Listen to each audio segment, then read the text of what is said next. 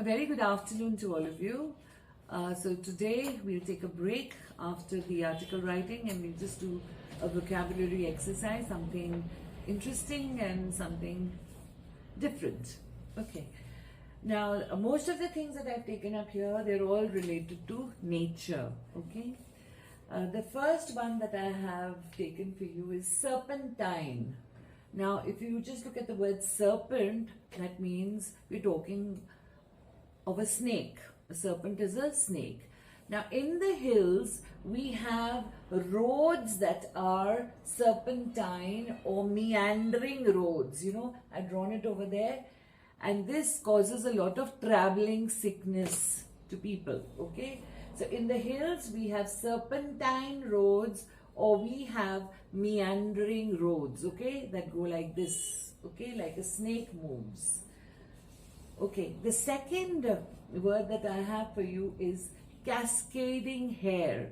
Now, cascade is a fall of water over the rocks when a large amount of water falls, like a waterfall.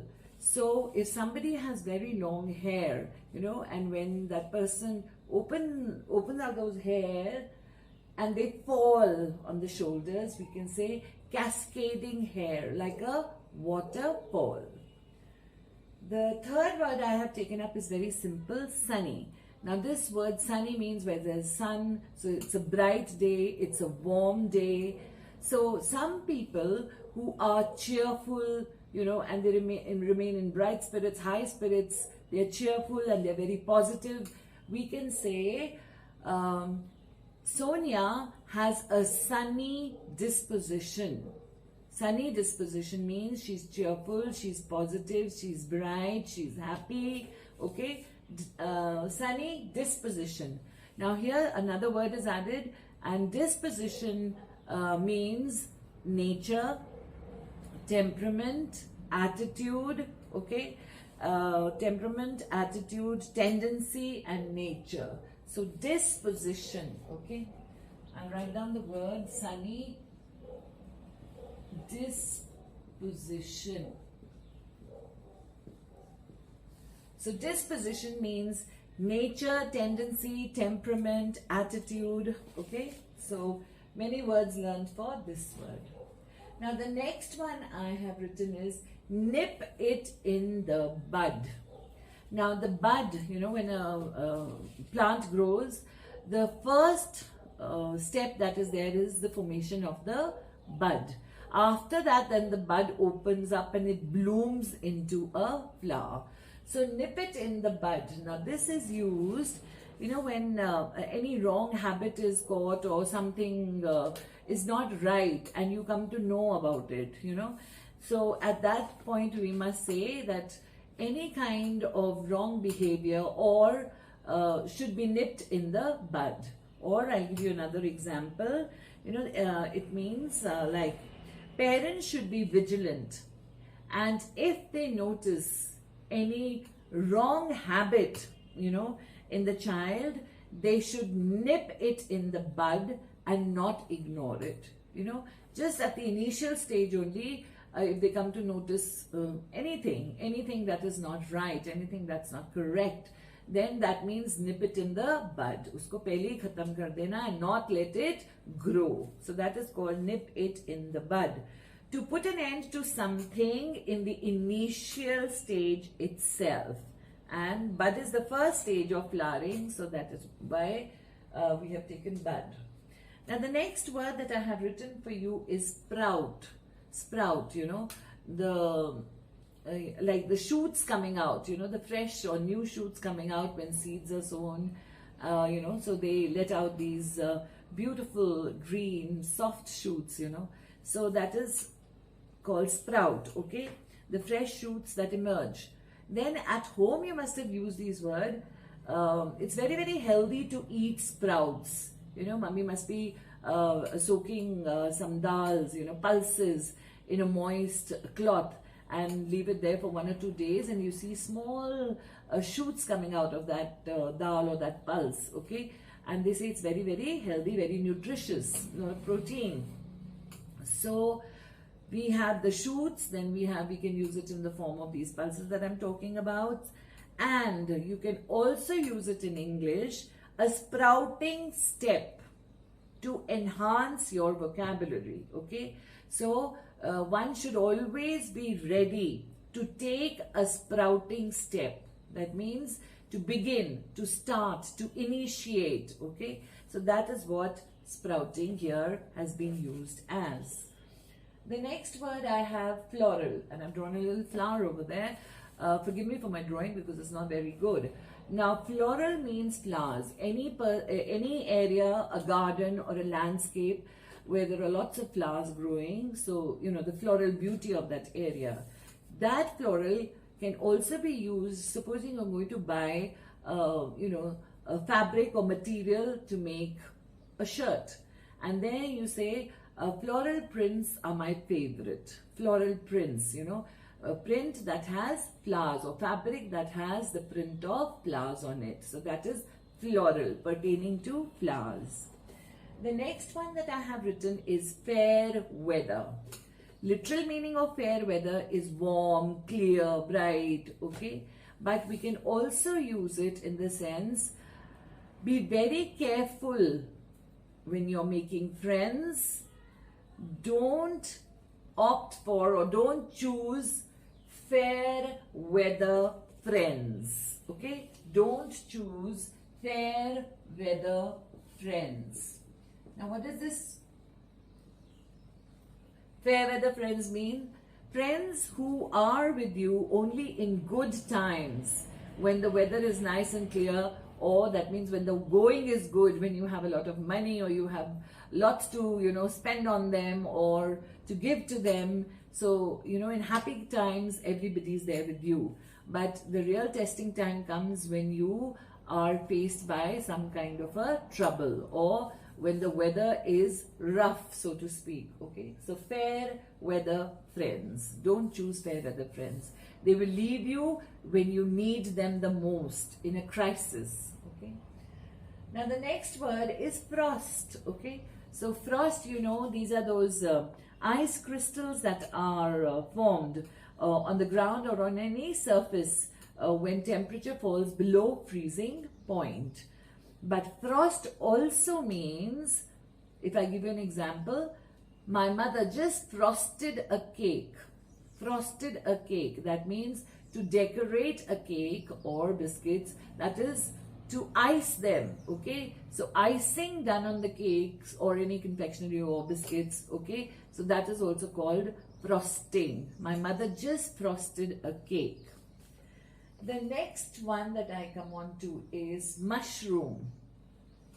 Now mushroom is an edible thing. Okay, we all, some of you love mushrooms, mushroom soup and mushroom on pizzas and things like that. Okay, but we also use this word mushroom when something increases quickly at a fast rate. Okay, at a great speed. An example I will give you: the illegal slums have mushroomed due to the influence of the mafia. Mushroomed, they've, you know, increased in number. Another sentence I'll give you: the number of coaching centers have mushroomed in the city. That means increased in great number. The number of computers in schools have mushroomed over the years. Okay, I mean they have increased. Then I come on to another word, that is volcano. Volcano, Jwalamukhi that we call. Okay, and a volcano, you know, can be active, it can be dormant, it can be passive. Okay, so you never know what kind of a volcano I mean you can encounter at any time. Okay, now this volcano, it has magma inside, you know, all gases and steam and molten rocks and lots of things. As long as all that is inside, it's magma, and when it comes out, it is lava. Okay, so a volcano, this is a geographical term as we're talking about. Now we can also use it metaphorically or figuratively for a heart. You know, a heart that is full of anger, a heart that is full of jealousy, a heart that is full of vengeance. You know, you want to take revenge, you're vindictive by nature. So all negative qualities, you know.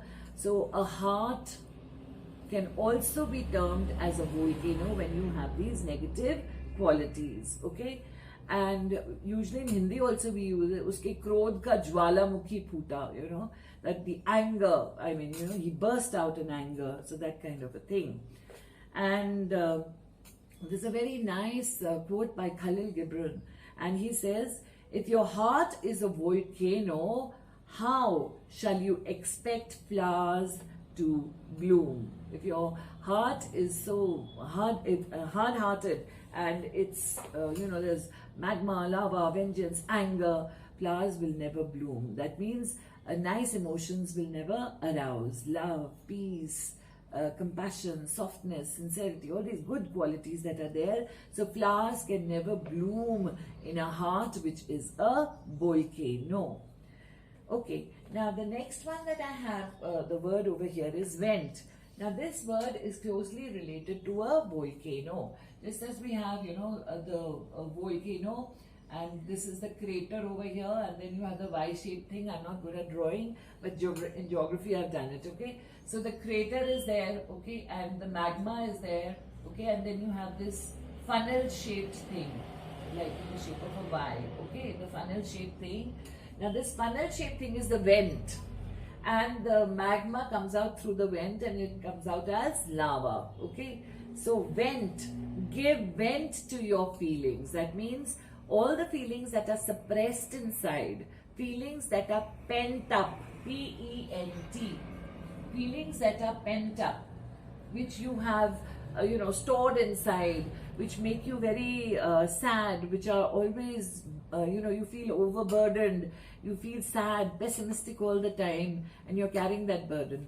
Then we say, give vent to your feelings, let them come out. So this vent comes from this, you know, volcano, okay? But vent means to bring out those feelings and to lighten yourself, to unburden yourself, to give vent to your pent up feelings. The next is thunderbolt. Now, a thunderbolt is, in the literal meaning of thunderbolt, is a flash of lightning with a simultaneous roar or crash of thunder. Lightning and thundering together. Okay, so that is a thunderbolt. But we also use this word when we have a sudden unexpected event or a piece of news, and especially of an unpleasant kind, you know. Like, for example, if I give you a sentence, the news of a father's death was like a thunderbolt to her, you know. I mean, unexpected, was not expected at all. It all happened all of a sudden, okay. Then in this news, I can say, of course, unpleasant. And thunderbolt means something that happens unexpectedly. You don't have it in the wildest of your dreams that something like this is going to happen, but it happens. Okay. Then the next one that I have is waves. Now, simple waves in the ocean, waves in the sea, but we can also use it, you know, for waves of compassion, waves of love, you know, where they flow and there's intensity of emotions. Then we can figuratively or metaphorically, also use it as waves of love, compassion, the intensity of emotions. Okay. The next one that we have is iceberg. Now, iceberg, you're all familiar, and all of you have seen Titanic, you know. Those are huge, you know, chunks of ice that have broken off from the main glacier, okay? So that's an iceberg. It's a large floating mass of ice which has been detached from a glacier. That's an iceberg. But we also use this word iceberg in other contexts. Number one, an emotionally cold person. Emotionally cold, okay? I mean, not warm, not very approachable, you know. So, emotionally cold person, we use the term iceberg. Then we also use this in an idiom, that is tip of the iceberg, okay, is an idiom, and it means that something is only a small part of a much bigger situation. Like you've been given some task to do, okay? And you attempt it, or you take the initiative and you start working on it. And in a little while or after some time, somebody comes to see what you've done. And then they can say that, you have only attempted the tip of the iceberg. A lot is yet to be done, okay? The tip is seen while the rest of the large iceberg is underneath the water. So, that is the thing, that you've only attempted a portion of that, but a lot remains to be done. That is the tip of the iceberg. Now, icebreaker, in the literal terms, in the actual terms, what it means is a ship which is designed to clear a passage, okay, through ice. There's ice, and then that icebreaker, the ship moves through it and it breaks it, okay, so creates a passage. Now, this icebreaker can be used in other terms also. Something which is done or said to people, okay, to relax them, to make them comfortable before beginning with any task. Now, so many times you have these inspirational talks, or you have these sessions, with people, or with counselors, or with other resource people. So the first thing that they do is they start with an icebreaker. Either they'll ask a question, or they'll ask you to do something so that everybody feels comfortable. They may put across a question, they may crack a joke, or they may play some kind of a fun game. So that is also called an icebreaker. Okay, I think most of it is done. And another one I had on my thing is thunder. I tried to take up everything that was related to nature. Now, thunder you all know is garajna, badal garajna, okay? So in language we can say a peal of thunder, a clap of thunder, a roar of thunder, but we can also use it in other contexts also. For example, the audience thundered its approval. Now, there is another easy way of saying the same sentence. The audience gave a thundering applause. That means they clapped so loudly, thundering applause, okay? And in Hindi also we say, taaliyon ki gargarahat, okay? Then we also use it in another context, in anger. He thundered in fury. Fury is when you're really very, very angry, okay? He thundered in fury and told everyone to leave the room, okay? So in anger, thunder, the voice was thundering, frightening voice, okay? So yes, then the other one that I had was bed of roses. That was pretty simple. Bed of roses. For that we can say life is not a bed of roses. Life is not so easy.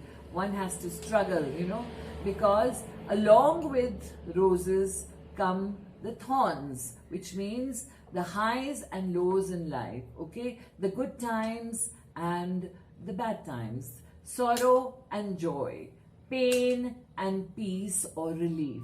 So everything comes, in pairs. So that is, life is not a bed of roses. Okay. There is another very simple one which I have over here, and that is ocean. Ocean.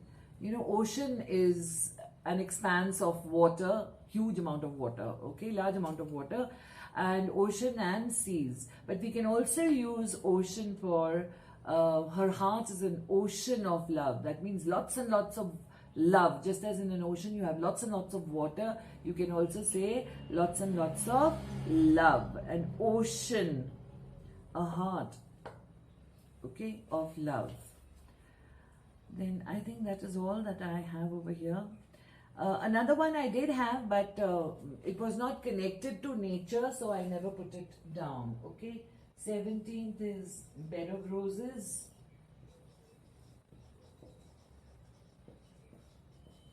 Then ocean. Then another one that I have is It's not related to nature, but I do have it, and that is Hercules. Okay, and the word attached to it is Herculean.